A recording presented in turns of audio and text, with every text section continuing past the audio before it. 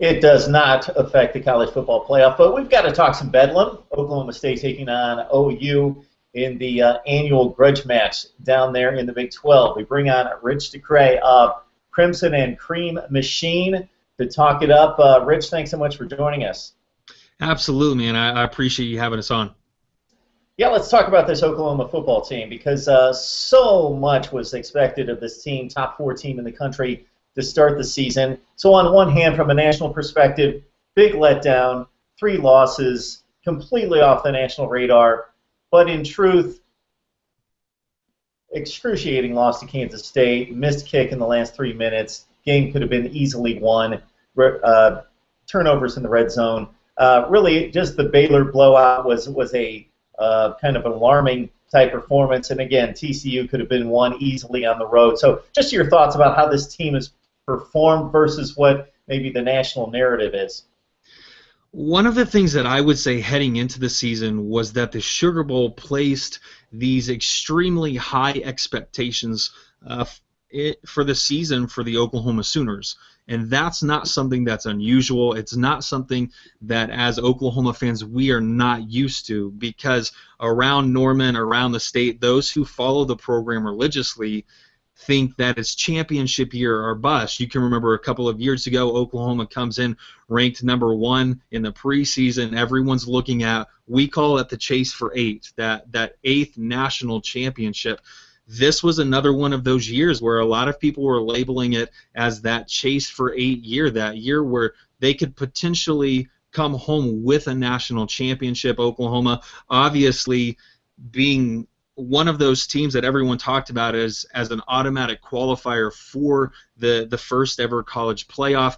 It didn't exactly pan out that way, but as you've mentioned, Oklahoma was just a few plays away from being undefeated up until that Baylor game, and there's not an excuse for that. That was a terrible game all the way around, but TCU, they're 1 play away. The interception there that was returned for, I believe it was a touchdown. If not, it was returned to the goal line, all but sealed the game. The missed kicks against Kansas State, once again, sealing Oklahoma's fate in those. But you go back to the Sugar Bowl, and you look at the unrealistic expectations that were placed upon this team, in my opinion, at least, because you had Jalen Saunders, you had a guy I like to call Scuba out there as a receiver, and then you had Sterling Shepard, 3 very capable receivers that they lose. These were guys who were very experienced.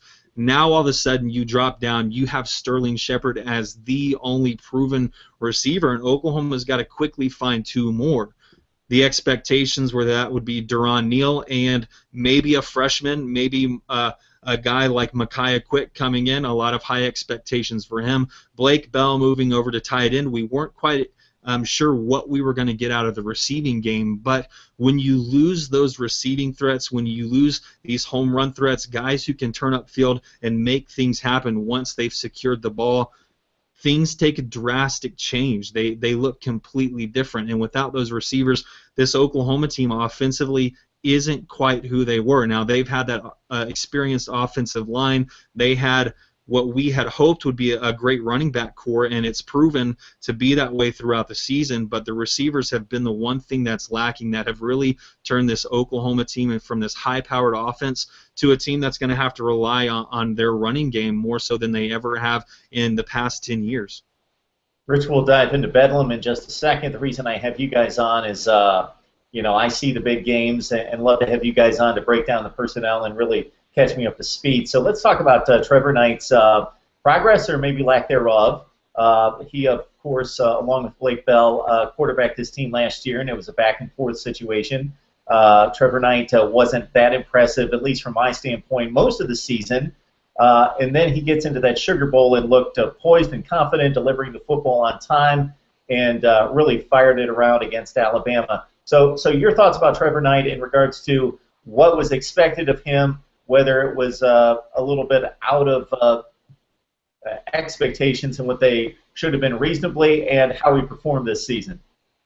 Trevor instantly after that Sugar Bowl performance made his way onto a couple Heisman lists in the preseason. You're looking at a guy who does have high expectations, But the reality of the situation was he was a young quarterback.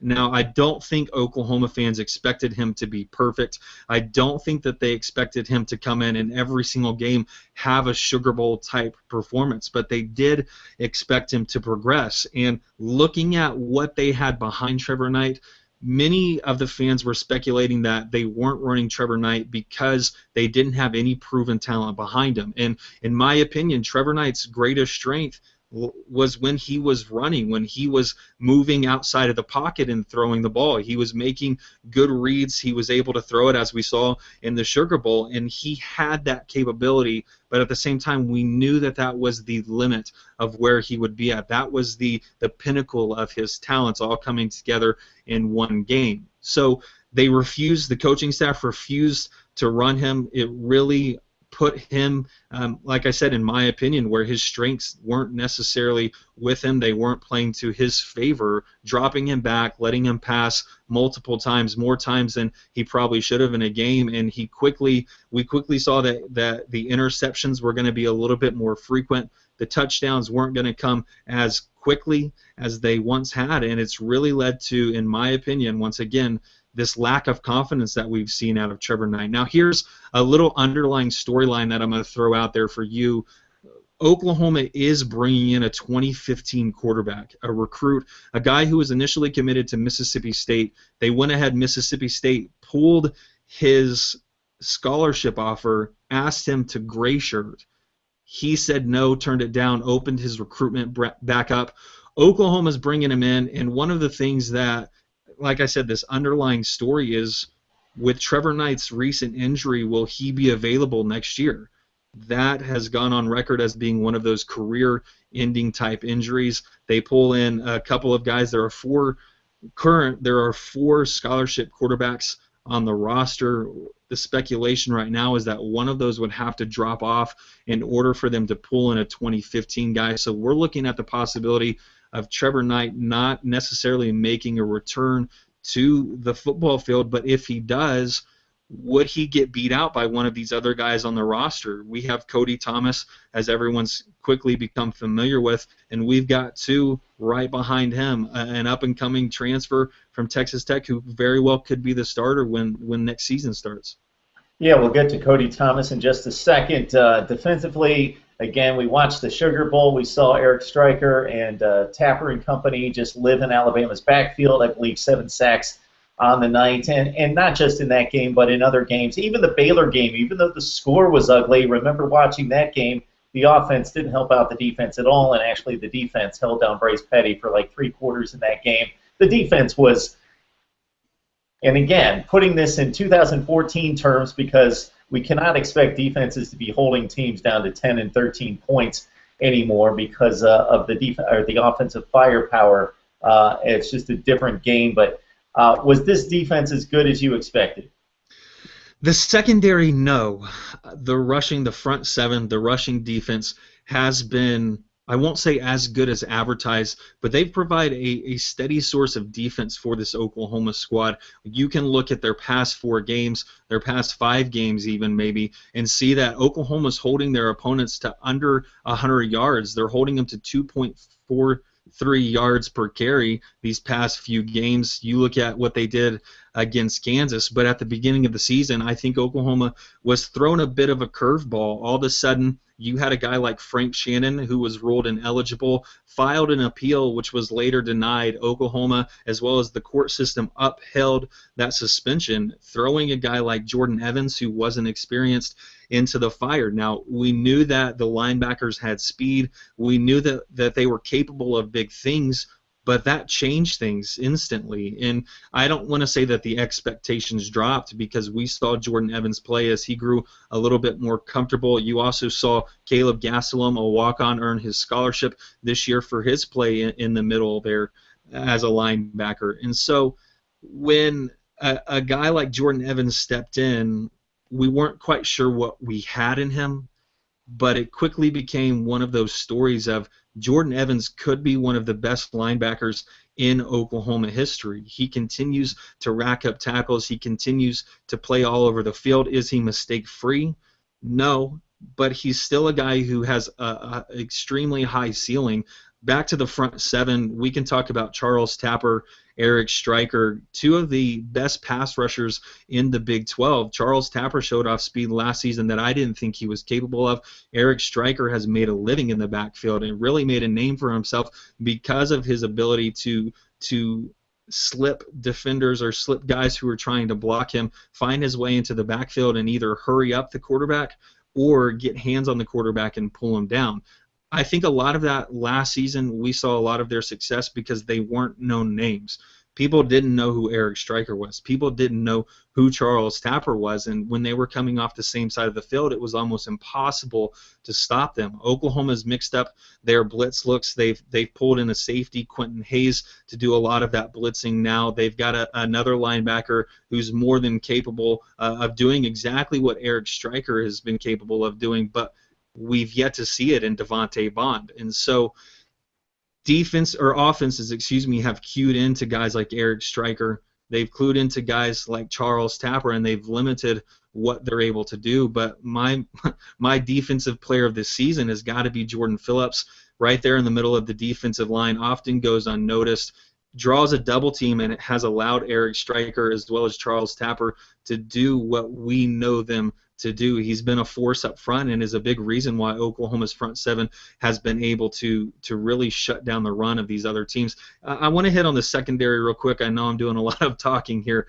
but the secondary was inexperienced at best.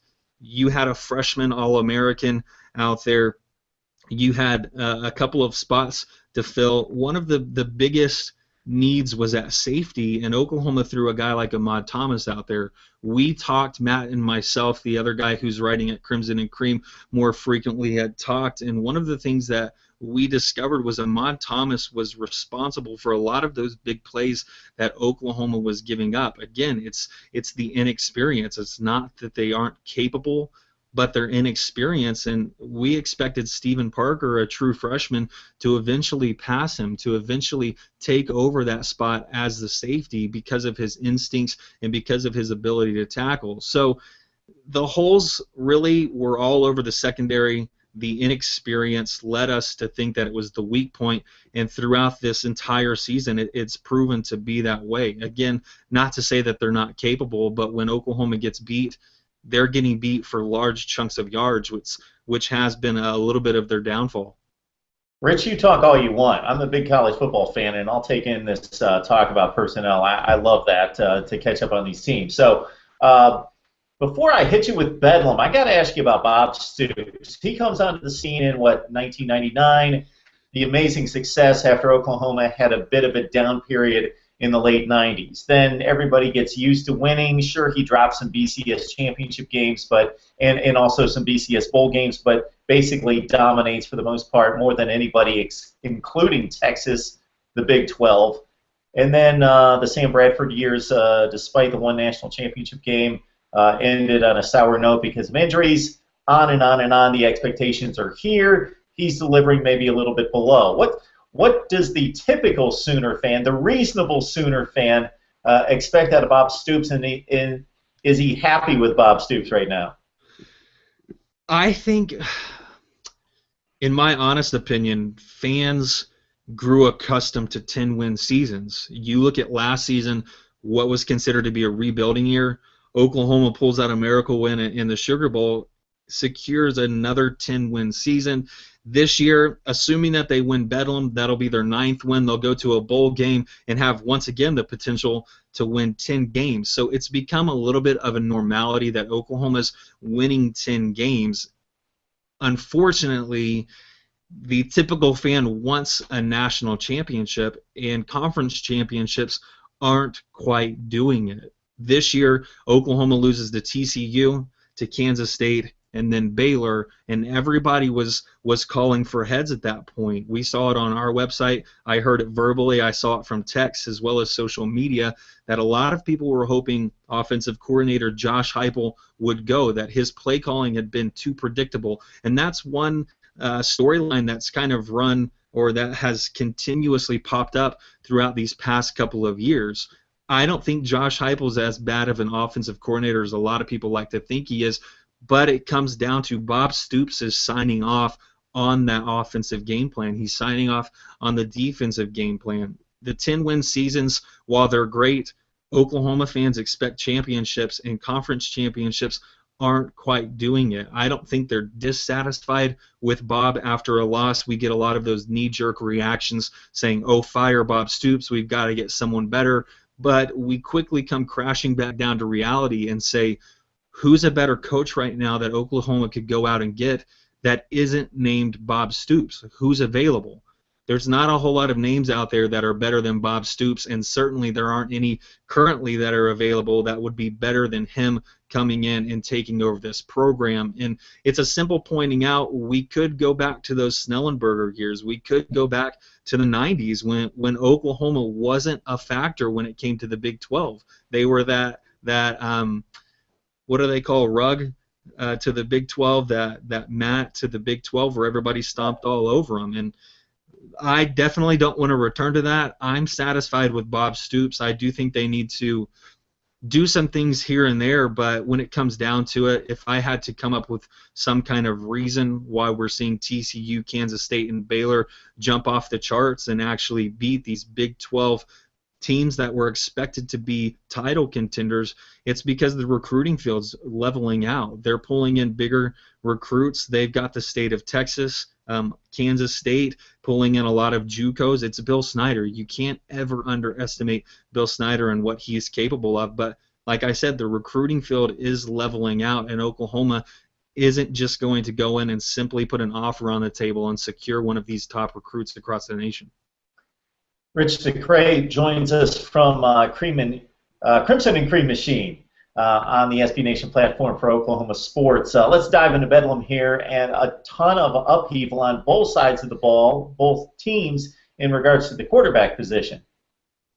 Yeah, absolutely. That's one of the biggest storylines heading into this weekend, at least for Oklahoma and Oklahoma State. Without Trevor Knight, people aren't really sure of his future, as we've mentioned, but Trevor Knight has now been supplanted by Cody Thomas. Cody Thomas, in 2 starts, has thrown 33 passes, completed 13 of those, and has 3 interceptions. It doesn't necessarily instill a great load of confidence. When you look at Oklahoma State, Dax Garman came in, proved to have this big arm that Oklahoma State had been lacking, and came up with a few big plays. And from what I had seen of Dax Garman, I felt as though Oklahoma State fans should have been satisfied. Now, rumor has it Dax Garman suffered a concussion. While Mike Gundy's not going to go into the details, not discuss injuries of his players and their status, Mason Rudolph came in and proved to be the future of Oklahoma State football. They burned his red shirt in their 11th game? Yeah, their 11th game of the season, and you're looking at this game and Mike Gundy saying, who's going to start? Well, I'm not going to tell you guys. So we're left to speculate, and we have it on good sources at this point in time that the feeling is Mason Rudolph will be starting. I think he gives Oklahoma State their best chance at winning this game. He does have a mobility about him that Dax Garman doesn't have. Does he have the arm strength of Garman? Not necessarily, but when Mason Rudolph takes off, he proves to be more of a threat than when Dax Garman takes off. So you're looking at it from that standpoint. Cody Thomas, a backup quarterback, Mason Rudolph or Dax Garman, a backup quarterback. Who's going to trot out there? We're not 100% certain, but who's going to perform better? That could be the flip of a coin, and interceptions, turnovers could very well decide this game. Rich, Oklahoma is playing for a better bowl slot. Oklahoma State's playing for a bowl bid period for a 6th win to go to 6-6 and get to the postseason. Outside of that, to the outsider, not a whole lot to play for here, but it's Bedlam. So can you kind of take us into the rivalry and beyond the records and the championships and the titles and the tangibles, what this really means to the state? Absolutely. The first thing that jumps off the page for me is bragging rights. We come into contact, Sooner fans come into contact with Cowboy fans on each and every day. I've got a couple of people here where I work who will let me know that they feel as though Oklahoma State is better than Oklahoma, whether that's in baseball, basketball, or football. So bragging rights are definitely on the line, But when it comes to rivalries, I do think we can throw the numbers out. We can throw everything out the window, because we've seen multiple times that a team that's expected to win doesn't necessarily win, or doesn't win as comfortably as many people thought they should have. And that's the same case here. Norman's not the easiest place to play. It's lost a lot of its toughness, for lack of a better term, with all these losses that have come over the past couple of years. Oklahoma State, when that place gets loud, it can be a tough place to play as well. So we're looking at, once again, a rivalry where all the bragging rights are once again on the table for the taking, and whoever comes out on top, a lot of unforeseen circumstances are going to play out in this game. So whoever comes out on top gets all of those bragging rights for the entire year, regardless of what the records say. Yeah, I know you throw out the records. At the same time, Oklahoma's a much better team. They've performed better to date. So what does have to be the formula for, well, whether you look at it the positive side for the Cowboys fan to win this game, or for Oklahoma to unexpectedly drop this one? Again, that one comes down to turnovers. If Oklahoma State can force more than a handful of turnovers, Oklahoma's going to be in trouble. We've seen that when the defense consistently stays on the field, that the play along not only the defensive line but the secondary begins to drop. They begin to get worn out, and I don't think they're as deep as we like to think that they are, even though I would tell you that it is a deep unit. Still looking at this idea of staying on the field for an unimaginable amount of minutes doesn't play into Oklahoma's hands.